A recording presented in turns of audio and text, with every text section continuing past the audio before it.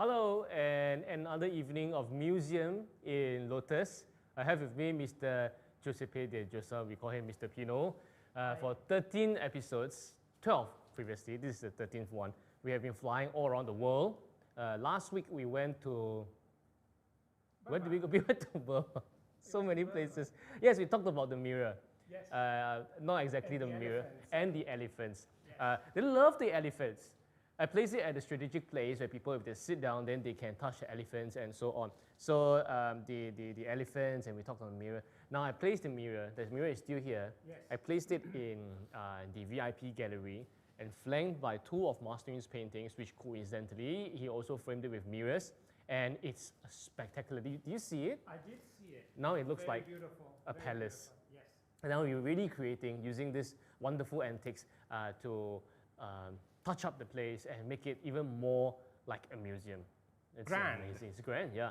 And after so many, and previously we went to America and Japan and so on, and every single episode, Mr. Pino has been wonderfully sharing the knowledge and the stories, which I like a lot, about the various precious collections that we are not selling, but the Master Yun's private collection with us. So I, in turn, other than sharing Master Yun's art knowledge, I also share food, delicacies, yeah. I have here today, not sure if you can see on the camera or not, but it's dim sum. They should be quite familiar with dim sum. Are you familiar with dim sum? I'm actually not that familiar. But you spent time in Hong Kong. I did spend time in Hong Kong, but for me, I mean, they look all the same, with the exception of this faces of little pigs. I intentionally got this today because I think it will look good on camera, and I think it looks wonderful. And take a guess, what might be inside this? I mean, I would suspect it would be, again, pork. Okay, because I was like, you see it's a pig's face, right? Okay, first, all this are dim sum, as we know, but these are southern dim sum. China is huge. So actually every single province you go to, the cuisine changes, and then actually there are 4 to 8 different major cuisine types, categories in China. I suppose for Italy, you know, you have like northern Italy, southern Italy, you know. Absolutely, yes. They have the Tuscany. Yes. Yeah. Do the Tuscanians or Tuscany people and Florence really the same thing? Tuscany is a region, yeah. And the capital city of the region is actually Florence. Oh! But the interesting part, Mr. Khan, yeah. that if you eat something in Florence, yeah. which they will tell you is typical of the place, 30 kilometers away, it would be totally different. Yeah. So 60 kilometers away would be totally different again. Correct. So the same thing is the same for China. The food changes, the dialect changes, right? Of course, we can say that this category, that category, and so on. So I think they'll be familiar. It's not, it looks like a pig, but it's not pork. Oh, it's not pork inside. This one you have to eat it carefully. This is what Amanda has just said. It is called the liu, in Chinese it's called liu sha bao. That means that it's more a liquid, how do I translate this? It's more of a liquid kind of custard bun. Oh, it's a custard bun. Yeah. Oh, fantastic. But delicately done, so it's, so when you eat this, you have to be extremely careful. Right. When you were in Hong Kong, didn't you do a lot of dim sum? Can I say, I actually I've never seen anything like this. This is the first time. And I was a little bit surprised because when you asked me about them, I don't recognize them, especially this one here. This is special. I mean, I think this you're familiar, right? Yeah. Yes, yes. You have to be careful when you eat this. Yes. Never take a huge bite. If not, you will mess up your tuxedo. Then let me see the way you do it. Yeah, Amanda says it's lava custard. Yes, lava custard. Lava custard. So what we do is that you must be careful with the piece of paper. So if you tear it open, it'll be all over the place, yeah. So what I usually do this. Yes. I want to see how deep the skin goes. You can see a bit of yellow? Yes. That's the custard. Okay? Be very gentle. Super gentle. You see it? Okay, so it's molten lava stick. So you must be careful when you eat. If not, you'll be all over the place. And you can do a bit of, you can suck it in a little bit, yeah. How delicious. So nice. The ideas of Chinese and our ancestors when they come to food, it's crazy. They have so much creativity involved. I'm sure in the past they didn't make it into a pig-like figure, but this custard thing was present already. Delicious. And some of the baos you see, like buns you see, will be like with pork, with what? This one is with custard. Delicious.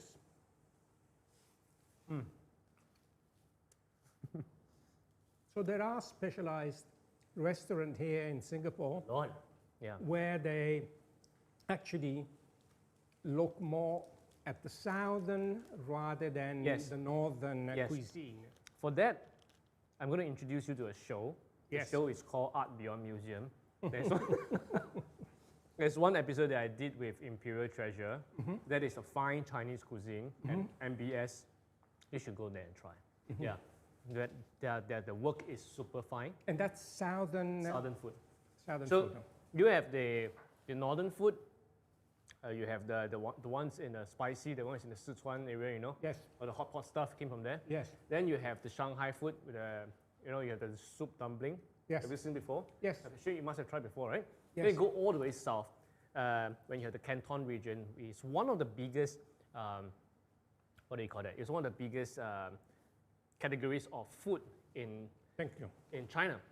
It's called Yue Cai. That means it's called Canton cuisine. So it's like really south. So what I got here for you today is like super south. You can't, any more south, you're going to reach Hong Kong. And after any more south, you're going to go in the South China Sea. That's it. So they are famous Delicious. for their dim sum. They're famous for their cuisine. It's super delicious. I say it without bias because I was born in Hong Kong. So, so these are standard ones. And I brought super southern cuisine because Mr. Pino today is going to share with us something related. Yes, I Am I will. right? Yeah. I will. But we I will will. first pair the dim sum with some Long Perrier champagne. If you go to Hong Kong, if you didn't eat this, you haven't been to Hong Kong before. Okay. That kind of thing. So do you eat this when you're in Hong Kong?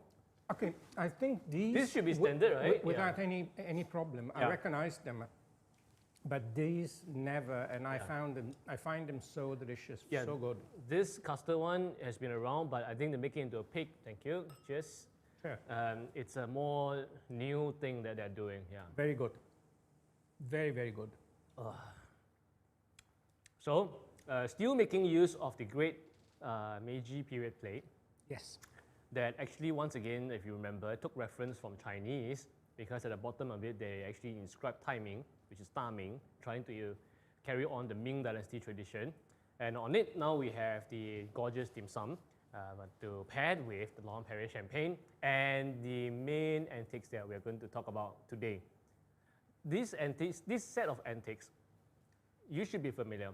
Some of them have actually used it because this set of chairs and tables have been in this gallery for a while, but you never know what it was used for. In fact, we also used this during our recent winter solstice event. There were 4 of us. So the 2 northern chairs Yes. were here, and flanking it were the 2 of these chairs. So shall we start with the chairs and the tables first? Why not? Let's start with these chairs. Okay. And I will actually take the pleasure of showing them to you. Right. Okay, we're talking about 19th century, and we're talking about Qing dynasty. Now, I would like to draw some little comparison, if you wish, with the Northern Hat official chairs. The one that we saw The one that there's the VIP correct, gallery. Yeah. correct. Now, in the Song dynasty, it all comes, the definition from the Song dynasty, where if we see some of the paintings, the hat that the official were wearing basically represented this part and this part. Okay. And therefore, these 2 parts are common to both the kind of chairs. Right. And then, subsequent to that, they became the North and the South. And these are the South. Okay, so what we have here are southern chairs, These are Southern chairs. southern official hat chairs, am Yes, I right? Southern, correct. The Qing dynasty. This is Qing dynasty. Okay. So we're talking about 200 years, 200 years. roughly. Yeah. Please Now- be gentle when you use them. Yes. Some of them are so rough with the antiques. Yeah, please. Yeah, okay. So the main aspect is, if you remember the northern official, yes. as opposed to the southern, they have a taller back. And then you will also remember there's a protruding aspect, Yes. okay, on this part, and also here. Instead, the southern very simply can be distinguished. And these are rounded. Yep. These are also rounded, the armrest. Nothing protruding. Nothing protruding, and the height is much lower. Right, it doesn't reach that the back of the brain thing. It doesn't. They were saying that that piece is actually what we call ta now, where you can rest your head. Correct. So this doesn't exist in the southern chairs. It does not exist. It does not exist. And I wonder about this difference. Is it because in the northern part of China, people tend to be taller, or just my imagination? Are you asking me? I don't well, know. Well, technically yes, but I mean the people in the south, they are shorter, but they are not to this high, you see. Yes. So maybe this was one of the elements that started to distinguish the north official hat from the south. But this is just me guessing. I don't have knowledge about this. So when we look at these chairs, one thing that really comes across to me as a main difference, look at the size of all these details of the backrest and the armrest. They're quite thick. Yes. To start with. Then here, the back splat is extremely beautiful. Here, it's straight. It's not like the northern where it then curves and meets. Thing. Yeah, everything seems to be relatively straight. Now, when we look at the details, here we have a round sculpted element. Yes. Now, this is all around the T meander border, which also reflects in all these details here. And inside, we see a magnificent bat. Yeah. I am told that the word bat in Chinese sounds like happiness. Actually, it sounds like everyone knows in Singapore, actually, the word bat means money. Oh, it means money. Maybe because for the Chinese, money is happiness, yeah. But it means auspiciousness, yeah. Auspiciousness. Yeah. So also happiness. Yeah. Correct, yeah. Okay. Absolutely, yeah. And it's very well carved, very beautiful, very detailed. Now, as you can see, as we move upwards, we have a second carving. Yeah. But this carving here is protruding. Again, another beautiful, detailed bat. Mm-hmm. It's again the reiteration, as you were saying, of happiness or of money or all the very auspicious symbols.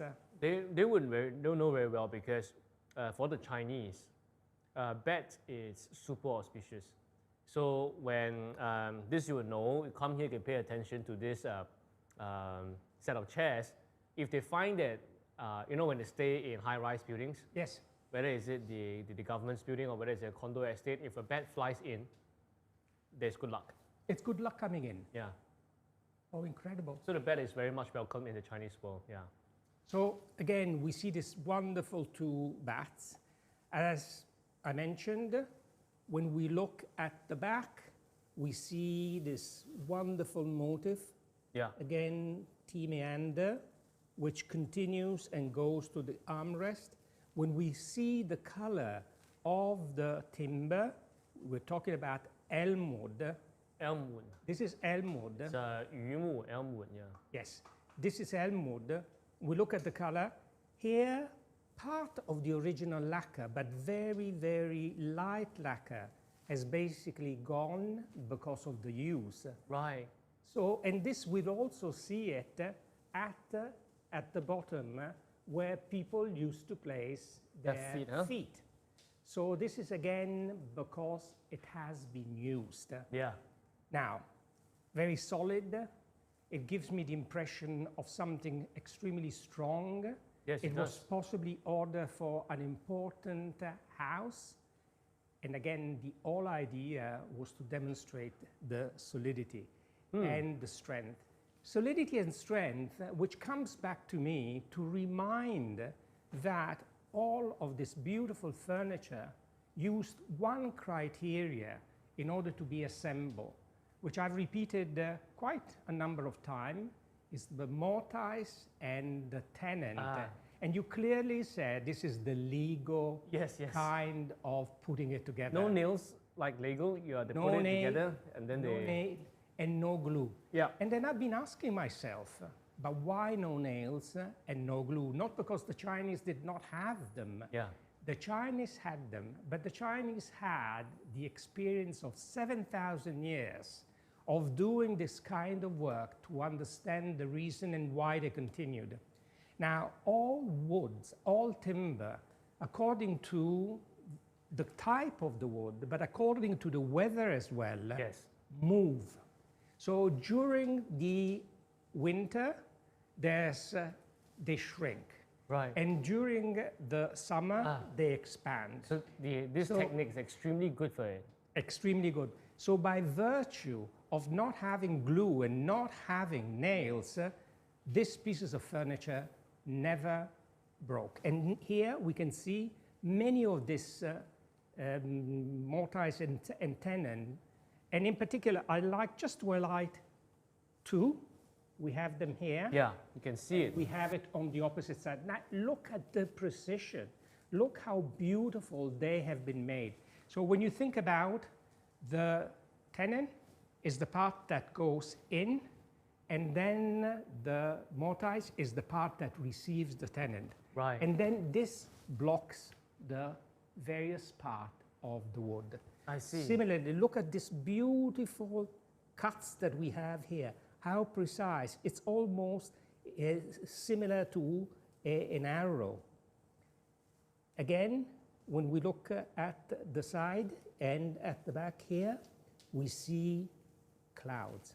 And when I look at this cloud, it's very reminiscent to me, the 17th century clouds that we see on Chinese textiles.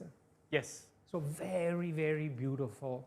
Now, when we look at the chair, they're very solid, as I mentioned earlier, and we look at the feet, they're square feet. Again, here at the bottom, it's clearly evidence the tenon and the mortise. Yes. When we look at underneath the seat, which again is very solid, we have a beautiful carving.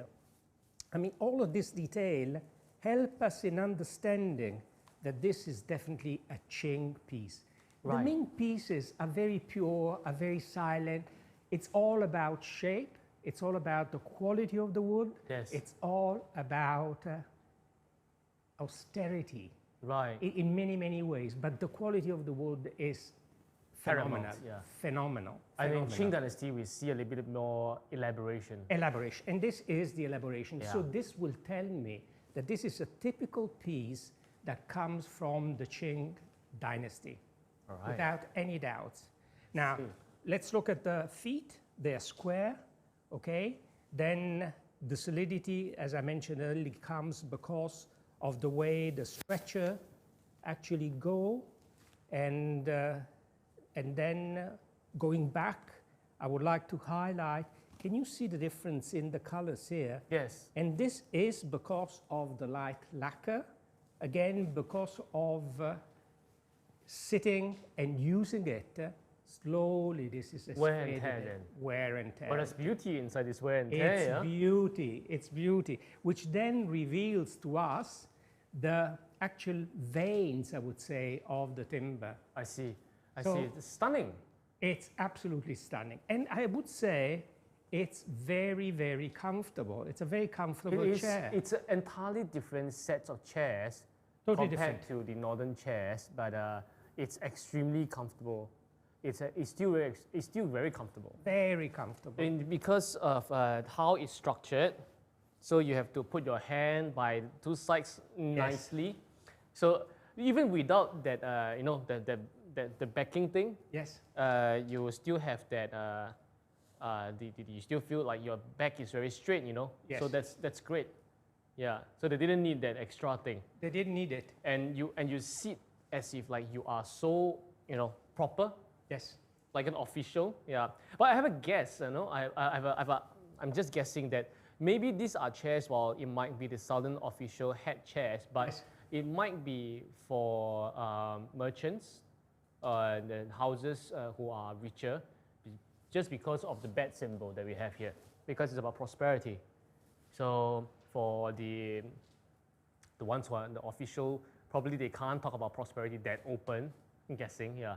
But for merchants, because by the time it's Qing Dynasty, the commerce in China, it's quite there. Yes. There's quite a lot of commerce going on. So it might be for a rich merchant with a house. Imagine when the merchant or the aristocrat was having either a guest Yeah. or another business person.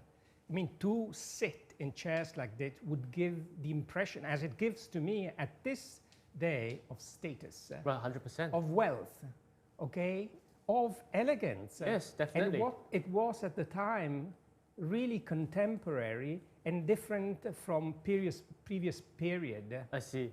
So we have the chairs that are from the southern part of Yes. China. We have the dim sum that is from the southern part of China. Then I realized when you're standing, we also have something else that's from the southern of China, Yes. which is this huge plant that's behind you. Do you, It's an amazing, do you recognize amazing. what is the huge Beautiful. plant? What plant is this? I would actually guess, because of some of the flowers that I can actually see Starting to bloom. starting to bloom, I see some of them Yeah. would be cherry. It's peach blossom. Peach. Close, yeah. Oh, peach blossom. Quite close to the season anyway. Very much It's so. peach blossom. This is not the biggest one that we have in the gallery. We have even bigger ones in the VIP, where the northern chairs are, the gallery, and we have a big one in the main gallery as well, where Master Yun Right. did his reblessing. So this is one of the peach blossom that we have here. And this is supposed to last throughout the end of Chinese New Year, which is about 30 days away. And probably day by day, because of the temperature in Singapore, you will see bloom way faster. Today is the first day they arrived. And you are the first person who is sitting under the peach blossom tree. Fantastic. You are the first person. Fantastic. And in Chinese belief, that means that this 2022 is going to be a very prosperous year for you. I hope it's prosperous for everybody. Yeah. And in particular, I wish everybody and the followers of this gallery very good health Thank and you. prosperity and all the very best. So I have an idea.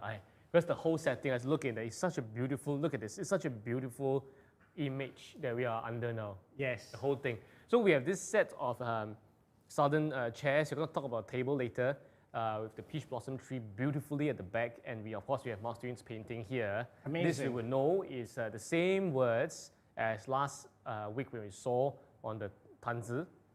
日月重光, double the brilliance of the sun and the moon, or reflecting it. A different rendition, of course, much bigger piece, which means there are much more seals. I'll come back to the seals later. But because it's such a great image, you know what? I think I invite you to come over to the gallery. We're not going to touch the setting that much from Thursday onwards and over the weekend. And you should stand like exactly where you're watching me. You take a photo with the peach blossom tree, with the painting, with these two prosperous chairs. That some are saying that they should come here and sit on this prosperity chair. Prosperity chair. Yeah. Maybe you should call them The prosperity chairs, because you have double beds over here. And take a photo and put it on Instagram and just check in or checked in into Lotus on Water, say that you're here. And bring your friends around as well. You don't get every day a chance to sit on a 200-300 years old chair with such a big peach blossom tree and with Master Yun's art in the background. What a setting. I mean, I don't think in any museum we would be able to see a beautiful peach tree inside the museum per se. If they have a set of 200-300 years old chair, it will be locked away over there. And you can only see it, but you won't be able to feel it. Because when you come here and you feel it, you can absorb what Mr. Pino was explaining, that this part, the wear and tear, and how you put your feet on the bar below and so on. This kind of things you have to feel for it to come alive. Yeah. And this is a set. And this is a set. Okay, so these tables came along with our dear chairs here. Yes. Now, again, what the similarity is that they would be the same kind of timber. Right. Again, the same timber, meaning this would be elmwood. Elmwood. Beautiful elmwood. It's sort of honey color. Right. Okay. Now, I actually have looked carefully and I don't detect any lacquer. And again, it would not make any sense because it's so beautiful, the color of this magnificent little tables. Now, we see carvings on the sides. Here I see carvings. I see which are very beautiful on all the four sides. Now, to me, these are lotus leaves. Very. I think so too. I think they are lotus and lotus leaves. Again, the mortise and tenon that we Yes. see here, the legs are perfectly square. Yes. And they go to the bottom and then they curl just a little bit, as we can possibly see. Now then I see. And then again, look at the work that has been done for the base. I mean, this has all been carved and each of these pieces have joined together. But the precision is that if we take the ruler meter and we actually look and count the centimeters of each space, in my opinion, there would be absolutely perfection. No difference. Right. What is this layer used for? Probably for a vase or something? This is definitely used for vase. Back coating, probably? It's something beautiful. Yeah. Again, this would be used, as we mentioned earlier, for possibly guests, business people, aristocrats. Yes. And definitely tea would be served here. Or champagne. Sorry, yeah. In those days, I don't know if champagne could be. There's no champagne in China then, yeah. Oh, we have champagne today. We have so we are champagne. using this good set of chairs and tables. You know, if it belongs to, let's say it belongs to merchants, then probably they are talking about a deal here. And signing deals, sealing contracts. Yeah. Absolutely. So we are not wrong, or we are actually quite close to say that this is a set of prosperity furniture, prosperity chairs, and the table, the side table that came along with it. Well, wealth, wealth, wealth. Yeah, this is really good. Yeah, no wonder. Yeah. Okay, we have been using. Some of you have been using it, but now you know more about what they stand for. So do come by, as I said, come by the gallery to experience it yourself and take a photo with this whole backdrop. Put it on Instagram and tag Lotus on Water, right? And if you do have a preference for the northern official or southern official, VIP gallery, yeah. tell us. Yeah. Oh yeah, okay. And okay. just give us the reason, Right. because it's important that also we understand what is your taste and why. Yeah, you can go and try the ones, the northern ones, and then come here and try the southern ones. You can take picture at both sides. By the way, the northern chairs, they are flanking the sides of the tea tanzi now. Yes. Which the tea tanzi and the clothing tanzi, they actually hold the Burmese mirror and the altar piece. So that is also a stunning setting. I think it's super worthy of taking a photo and putting it on Instagram. Likewise on this place. It's really something. Of course, South Dim Sum, Southern Peach Blossom Tree. What else do you have there, Southern? What else that we have southern? We've touched base about this two pieces. Yep. Now I would like just to go in another period. And the period I would like to go is the early Qing. Okay? So this particular cabinet. This cabinet next to me. This cabinet is, in my opinion, a museum piece. It's a museum piece. And the reason why I say that, because I don't think I've seen too many pieces like this. Right. I mean, to me, the presentation of a piece like this, which, by the way, it's a pair. The second piece needs to be repaired, and that's the reason why it's not here tonight. Right. But it's so intriguing and so beautiful that it had to be presented. What is special about it? Now, when you come here, do take the time in examining all the details of this chest, of this cabinet. Few things. Okay. What was it used for? The cabinet has two doors, Right. which open outwards. There's a system. Which There's like a they open outwards. Okay. Oh, I see. They can actually be lifted and taken totally out. Really? Yes. Oh. And the system is very easy.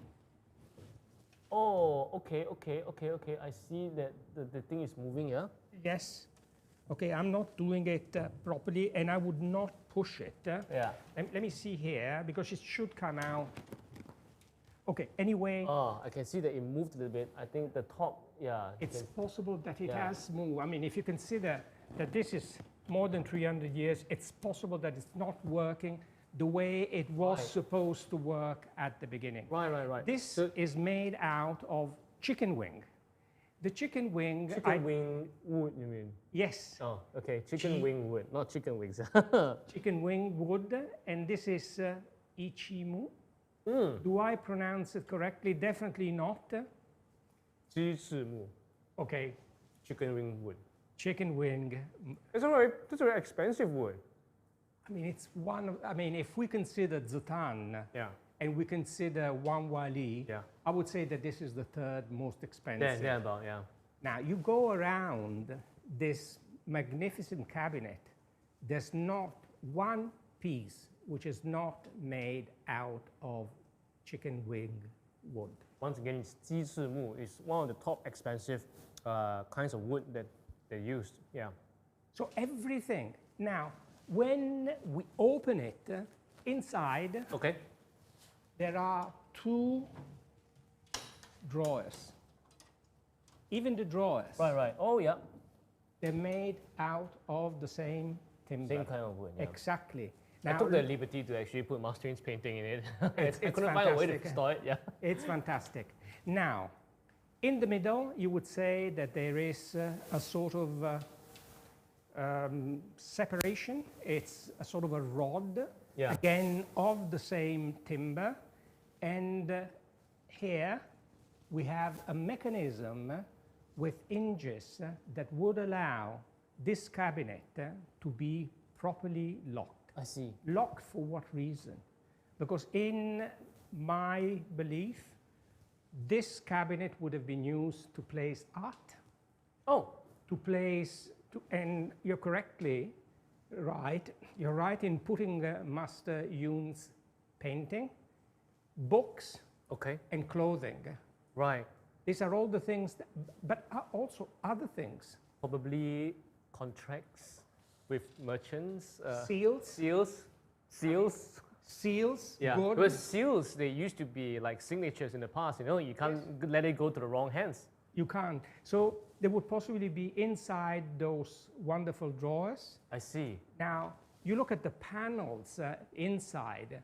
I mean, the way they've been put together.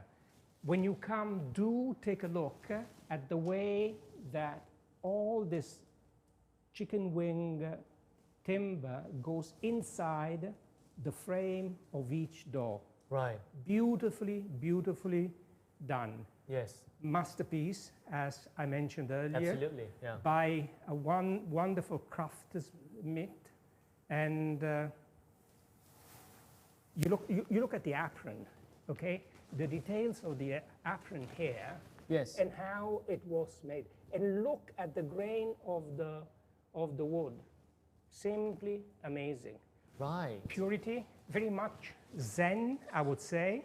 And when I say Zen, is because of the austerity, because of the neatness of the design, and because of the absolute beauty that a cabinet like this would have.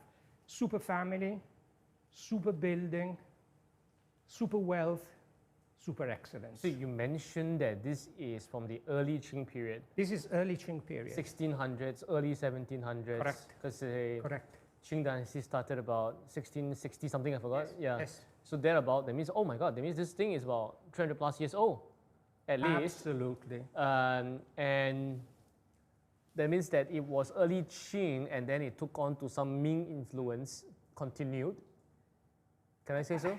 You're absolutely right. I mean, even during the first part of the Qing dynasty, they were impressed. There was no precedent. When we go back to Europe, and we only know about the Ming period, the Ming furniture. Right. It's the epitome of beauty. Right. It's the best period again, in my opinion, of the furniture in China, when they took away all the elements of ornaments, Right. and they basically focused on lines, on quality and pureness. I see. So this is, I think we're very fortunate because we have if we go too leching, right, then it'll be too elaborate until it's, it's way too fancy maybe. And we've seen these chairs, Yeah. although they're very simple, but still they have ornate elements Correct. that here we don't have. So we are fortunate because I mean to get our hands on the Ming Dynasty thing is possible, but it's a Qing Dynasty one with Ming influence. We can see the style of Ming that was born in Qing Dynasty.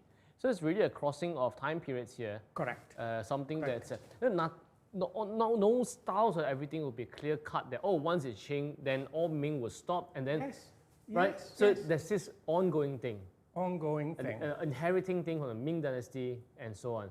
So it's pretty much like, I didn't know that actually it was used to store art or maybe scrolls. I didn't know because Books, clothing. I thought it might be used to store clothing because I was guessing when I was using it that the center bar and the rod will make it difficult to put large things inside. So stack of clothing probably, stack of invoices or contracts, books probably. Yeah, because if you see this of Master Yun's painting, for sure it cannot be put inside, even before it's been framed. Because when you scroll it, it's too big for it to maneuver. So the largest piece that I could store is actually this piece, these pieces. Let me see. For instance, you see, I could lay it out, come out the side. Simple. You see? Very nice. So this managed to slot in, and I've been putting it in for quite some while. Do you recognize the words? It's pictogram. Yes. Yeah. Actually, same words. It's the same word. I much recognize it. smaller. Yes. The difference is that the bigger one is done on silk. This is done on rice paper. I see. So rice paper is a very Chinese thing. Yes. It's the common medium that the Chinese would use. So these are actually all stored inside this cabinet. If you're keen on this kind of sizes for your house, for 日月重光, for fengshui calligraphy, then you can open up this, let me say Ming, this Qing cabinet to take a look. The whole stack is there actually. Oh, The whole stack.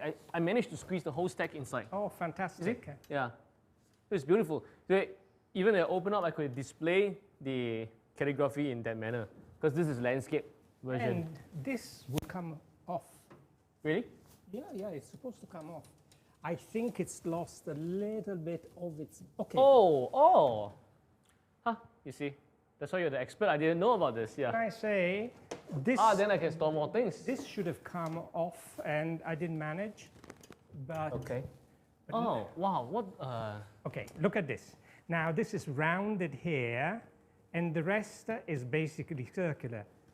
Yeah. Look at the quality of the. Look at the quality of the veins. Absolutely. And this is just because of the oxidation that has allowed this to happen. It's beautiful. Beautiful. But the carving, the way it's been made, and this is hardwood. Yes. And look at the cat and the way it goes in, it's perfect. The catch nowadays, may I? Yeah. Just take a Yes. seat. The catch of this that's done nowadays is so much more advanced. And then what's going on nowadays? Some of the things made nowadays can't even be compared to No comparison, predecessors. solid. Oh, now that I know that this can be taken out, I can store more things in this cabinet. Absolutely. See, that's why I'm treating you to dim sum, yeah? But it has to be placed back, right? Because if not, there's a... No, it will not be able to close. Yeah, now we'll be able to close, would so you not. have It to... would not. We would have to... It actually requires this that back. piece. Yeah. Let me just highlight one other aspect. And again, I'm telling this at the conclusion of the general sort of description that I have provided. When you look and when you come and you will notice yourself, the cabinet is not straight. It's tapered. So if you see the base, okay, the bottom is slightly larger than the top. What does this remind me? base is base slightly larger than the top. than the top. So it tapers like this. So the Tibetan? One is the Tibetan, but I have to tell you about my own experience. Okay. And when I went to Xi'an, and I hope again the pronunciation yeah. is very clear. Xi'an, yeah, one of the ancient capitals. One of the ancient capital. And of course, I visited the old part of the city. Yeah. I saw many of the building which had this enlarged base, Okay. and they tapered upwards, and they were smaller on the top. Right. That gives me, and also in this cabinet, the idea of solidity. The architecture of that period, makes sure that in case there was an earthquake, Yeah. A larger base would not allow the top to basically come down. Right. So this is exactly the same thing. I see, yeah. It makes a lot of practical sense. Practical sense. They were practical people. You know, it took 7,000 years for the Chinese to come and understand in details the Lego construction, which Right. we've named a few episodes back, and to prefer that techniques to other techniques and to perfect it. Now, when we go through some of the books of the Mortais and Tennant, there are 100 different cuts. There are 100 different details. I see. So you really needed somebody with skillful, intelligent, capable, who would experience professionally the profession and the art for 40, 50 years. Yeah, it's amazing. They were totally dedicated. I see. I really love this set of furniture. That's why I implore you to come here and take photos with them. Because I look at the furniture, it's very Chinese and because we are very close to the Chinese New Year, that's why the peach blossom tree is here. And that's why I took things that are a bit Chinese, which is quite easy for the gallery. That since you talk about this, I think that in the past, if they own these items, it might be stored inside as well and locked up. Yes. For instance, is something like this. This is called the, oh my God, this is heavy. This is called the white inkstone. My friends would be familiar. Actually, this will connect with a lot of things we're talking about today. The white inkstone also comes from the south. Also from the south? Yeah. Now that the moment I speak, I realize, because the best kind of white inkstone is from the Duan River. The Duan River is a river that's between Guangdong and Guangxi. It's Canton region. Pretty much they have the same ancestors. I should have eaten the dim sum on the white inkstone, but this is expensive stuff. In the past, in Qing Dynasty, earlier part of Qing Dynasty, and starting from Ming, there's only one person who can use the white inkstone. For sure, is to grind ink, this you know, and they write on papers. But there's only one person who can use this, and it's the emperor himself. Wow. Yeah, because of how the ink is supposed to be. So if you write a report to the provincial government, and they go to the district and all this stuff, most of the writings, as you know, will be in black, right? And when they reach a certain level, they will have a first round of vetting. That ink will be in blue. And because in the past, in the aristocratic system, one person has to make all the decisions, and it will be the emperor himself. He is the one who will look at thousands and thousands of those, those papers, and then he will write it with ink, red ink, to note that he is aware of this matter, he agrees, he disagrees, and what is to be done. So the red vermilion ink with the white inkstone, it represents power and represents status and command. If anyone else was using the white inkstone and the red ink, it would be death to 9 generations. Wow. Yeah, something like that, right? And I think it makes sense as well because of something so precious, so you have to put it inside something that you can lock. Definitely for sure it wouldn't be placed here because anyone can take this and use this, right? Beauty stuff, yes. I probably, that the vase that we had, that yes, it was the Ningxia. Was it Ningxia? The vase? Yeah. The vase is basically the blue and white Right, yeah. with the spout. Yeah. That is either the wine or the oil vase. It will look perfect. I mean, absolutely perfect. We have other porcelain modern ones, the ones from Jingdezhen. Yes. No, the tall ones they can place here, they will look perfect as well. Beautiful. Yeah, but something like this, they will cost people a deal or to sign or authorize or anything, they might have been kept here, right? I think so.